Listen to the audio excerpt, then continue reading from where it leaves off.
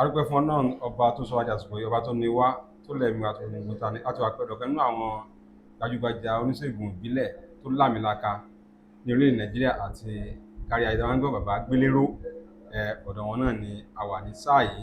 Bàbá ká tó wọnú ìtẹ́ bá kí gbogbo ojú sọ̀rọ̀ kárí ayé. tó mú kí gbogbo ojú tí ó ń wò wá wá jíǹdára yóò máa jẹ́ o, àìsàn burúkú kò ní fi ara wa ṣe gbùgbé o, bó ṣe rí nìyẹn o. Àmín àmín, àìsàn burúkú kò ní fi ara gbogbo wa ṣe gbùgbé. Bàbá n ta fẹ́ bí ẹ̀wò ní sáà ẹ̀wọ̀n náà ni àìlèṣe déédéé nǹkan ọmọkùnrin. Ẹ rí ọkùnrin míì kò ní tí ì pé ọmọ 40 ọdún, ìkànnì àti ìdásẹ́lẹ̀ kò ní lè ṣe dáadáa lọ́dọ̀ ìyàwó ẹ̀. Pàápàá àwọn èèyàn wa tó wà lókè òkun, oríṣiríṣi nǹkan la máa ń rí jẹ́ pé àárín lọ́kọláya ti dàrú látàrí pé ọkọ kò lè ṣe dáadáa lọ́dọ̀ ìyàwó rẹ̀. A lè mọ̀ pé àwọn obìnrin ó tẹ̀ yẹ kó máa ń pretend wọ́n gbádùn kínní, ẹlòmíì 50 ẹlòmíì 40 a máa lu alẹ́ láfẹ́ máa dárúkọ orúkọ oríṣiríṣi ló wà tẹ̀ tí wàá lu gbòòrò pánsìn. Bàbá irú kan báyìí kí ló ń fàdé pé láyé jọ àwọn bàbá 110 bàbá 120 wọ́n yìí ń fẹ́ ọlọ́mọge ọmọ 30 years tí wọ́n dẹ̀ ń ṣe dáadáa lọ́dọ̀ àwọn ìyàwó wọn. Ẹlòmíì níyàwó 5 6 7 8 ṣùgbọ́n sì àwọn ọkùnrin wá ń sìn wọ́n lẹ̀. Kí ló ń fà á? Kí lọ́nà àbáyọ? Kí la lè ṣe? tó ìbéèrè tí ó lágbára ni ẹ béèrè nípa àìlèṣedéédé ọmọkùnrin tá a mọ̀ ní ìdákọ́lẹ̀. Àwọn factors tó ń fa àwọn nǹkan yẹn á fẹ́ tó méje tàbí kó jù bẹ́ẹ̀ lọ. Nínú àwọn nǹkan tó ń fà á, òun ni ẹlòmíì tó bá ní àìsàn kan lára, bóyá àìsàn diabetes, irú ẹni tó bá ní ìtọ̀ ṣúgà ó ṣeé ṣe kó affect performance ẹ̀. Ẹlòmíràn àpọ̀jù cholesterol, kájẹ eléyìí kájẹ tọ̀hún tó ti bí àpọ̀jù cholesterol sí nínú ara ó lè fà á kó má lè ṣe déédé. Ẹlòmíràn ìyẹn kọ́ ló ń ṣe, òmíì wà tó jẹ́ wípé àìsàn tó ń ṣe òun ni jẹ̀díjẹ̀dí tó ti gẹ̀rẹ̀gẹ̀jigẹ̀ sínú àgọ́ ara ẹ̀, ó lè jẹ́ kí èèyàn ní ìdákọ́lẹ̀. Ẹlòmíì too much stress, kéèyàn máa ní stress púpọ̀ jù, particularly àwọn tó máa ń ṣe wàhálà ọpọlọ àbáwọn tó jẹ́ wípé iṣẹ́ àṣedòun ṣá, àwọn tó ń gbé diaspora náà ní òyìnbó, ọ̀pọ̀lọpọ̀ stress pọ̀ gan-an, ó lè má jẹ́ kí nǹkan ọmọkùnrin èèyàn kó ṣe déédéé.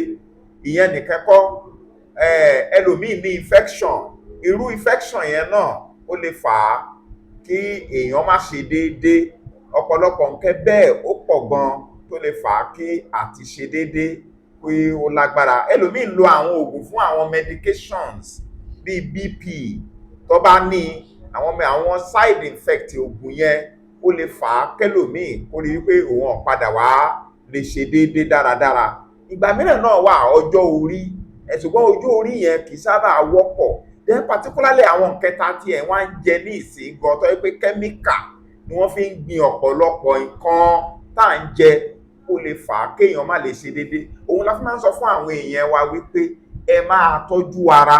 Wọ́n ní àwọ̀ tí tòtó bá mú wá sáyé ní tòtó mú lọ sí òde ọ̀run. Wọ́n tẹ̀sí ní ojú tó bá máa bá ní kalẹ̀ kì í tààrọ̀ ṣe pin. Wọ́n tó mọ̀ wípé ọkùnrin ní ẹ́, wọ́n dẹ̀ mọ̀ wípé performance ẹ̀ ó jẹ́ ẹ́ lógún láti máa perform pẹ̀lú ìyàwó ẹ̀ tàbí girlfriend ẹ̀. Ó ti di dandan kó o tọ́jú ara, kó máa lo nǹkan tó fi lè detoxify tí ó fọ ìdọ̀tí inú ara dànù. Àwọn nǹkan tó máa ń restore àwọn hormones ẹlòmíì ti lọ sílẹ̀ tán tó jẹ́ wípé ó ti rún sínú, kò lè tí ju 50, ẹlòmíì gẹ́ 45. Àsìkò yìí láti rí pé ọmọ 32 years 30 years ń lọ ń lo oògùn àwọn enhancement olóyìnbó tó jẹ́ pé tó bá lò ó nǹkan àṣẹ máa gbéra. Kí ló fẹ́ fà á? Ó ṣe tọ́jú kí ló fa àìlèṣedéédé rẹ̀. Ẹlòmíràn ó ní abnormal ejaculation tó jẹ́ pé between 5 minutes 3 minutes ó ti release, torí wípé kò lè hold there. Ó ní àwọn hormones tó máa ń jẹ́ kí èèyàn ó pẹ́ lórí obìnrin, tó jẹ́ pé hormones yẹn ó ti lọ sílẹ̀. Ká máa sọ spiritual problem ń bẹ o, tọ́rẹ́ lòmíì ìdásí ló ní, tó jẹ́ pé ó lè ṣe lọ́dọ̀, ó lè ṣe níta, kò ní lè ṣe nínú ilé. Ẹlòmíì ó lè ṣe nínú ilé, kò lè ṣe níta. so àwọn nǹkan yẹn náà ó wà tó jẹ́ spiritual. Omi ìdẹ̀ ni kìí ṣe spiritual tó jẹ́ wípé ìyàwó kékeré ó lè máa rámú kóun dáa tó bá bọ́ra lẹ̀ nǹkan tó lè entice ẹ̀ wà. Ìyáálé ó ti gẹ̀gẹ̀rẹ̀, kò ní tọ́jú inú ilé, kò ní tọ́jú ara, tẹmọ̀ gbogbo ẹ̀dẹ̀ tún ti dáwọ́lẹ̀ bí ọrùn ẹ̀gẹ̀ bí ọrùn ọ̀gẹ̀dẹ̀, ó tún ní nǹkan tó fi lè entice ọkọ rẹ̀. So owó obìnrin tí o máa ń sting tó máa ń tí àwọn òórùn kan máa ń jáde lára ẹ̀, ó máa ń pa nǹkan ọmọkùnrin ni. Tó bá wake á lọ́lẹ̀. Ẹlòmíràn tó bá dọ́dọ̀ àwọn ìyáálé yẹn àbí àwọn ìyàwó, so àwọn ọ̀rọ̀ bùkátà lẹ máa gbé kalẹ̀. Tó bá ti ń gbọ́rọ̀ bùkátà kalẹ̀, nǹkan ọmọkùnrin máa lọ́lẹ̀ ni. Òun ló fi jẹ́ pé tó bá dọ́dọ̀ girlfriend níta tí wọ́n kẹ̀ká sí fún ara ẹ̀ máa lé, ìyẹn ò ń ṣe spiritual sẹ́mu ó ti yàtọ̀. Bùkátà ni wọ́n fẹ́ fi hẹn baba léèmọ̀. Ìyẹn ti condition. Ìyẹn ti condition. Òun ni àwọn ẹjọ́ tó ti kú ni wàá kọ́ máa bá rò. Bẹ́ẹ̀ lómi náà wọ́n dọ́dọ̀ ẹ̀ ọkàn ń sọ pé ara ń kún ẹ́.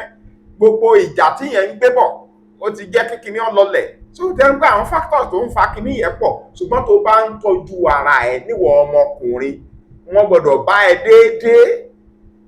Àwọn nǹkan tó bá mọ̀ yìí pé ó máa ń ru ẹ́ ní ẹ̀yìn, àwọn nǹkan tó mọ̀ yìí pé kì í jẹ́ kó lọ tọ́lẹ̀tì déédéé, àwọn infection tó ti kó torí pé ó ń dà ẹ́ láàmú tó jẹ́ kó máa tọ̀jù, gbogbo àwọn nǹkan wọ̀nyẹn òun ni ká máa mójútó nínú ara. Wàá dẹ̀ padà rí wípé rere nítorí wa tó ní kó wa bẹ̀rẹ̀ sí ní wa perform excellently tí wàá máa ya igi gidi tààrà tí ò ń ṣe díẹ̀díẹ̀ tí wọ́n á fíìlì ẹ́. Kì í ṣe pé ọ wà ní 60 wà wá sọ pé o lè perform mọ́, kí ló fẹ́ fà á? Ọ wà ní 65 70 ní kíni gbàgbé. Tó bá ń tọ́jú ara wàá bára ẹ̀ digbí ni. So o ní máa depreciate díẹ̀díẹ̀, diminishing return ò ní ṣẹlẹ̀ sí ẹ. So in this case ìtọ́jú ara tó bá ṣe bá ara ẹ ni wàá ṣe, tó bá ṣe tọ́jú ara ẹ ni wàá ṣe bá a. So performance ó dára gan. Àwọn àgúnmu àwọn àgbo tó dẹ̀ dáa ọwọ́ àwọn tí mo lè fọwọ́ rẹ̀ gbáyà tó yẹ pé yóò jí kíní ẹ pínpínpín tó a máa rí wípé ó restore gbogbo àwọn èròjà tó ti sọnù nínú àgọ́ ara tó fi lè ṣe déédéé mọ́. Tẹlifóònù nọ́mbà wa tó lè pè wá sí Gbélérò Alternative Therapy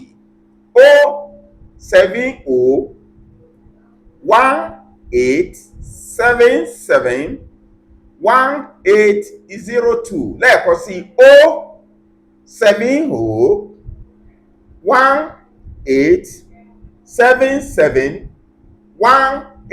07018771802.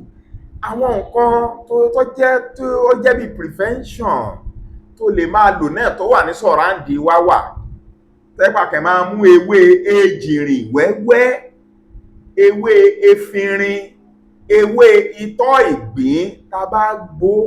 Ilé yìí máa ń jẹ́ ká detoxify àwọn nǹkan kan tó dẹ̀ máa mú nǹkan ọmọkùnrin lé. Ẹlòmíì gan ní àìsàn ìfíbẹ́ tó yẹ pé tó bá lo nǹkan mẹ́tẹ̀ẹ̀ta tí mo sọ fún ẹ yìí, ó máa jẹ́ kí àìsàn ìfíbẹ́ ọmọbìnrin àtọmọkùnrin kó kúrò nínú ara.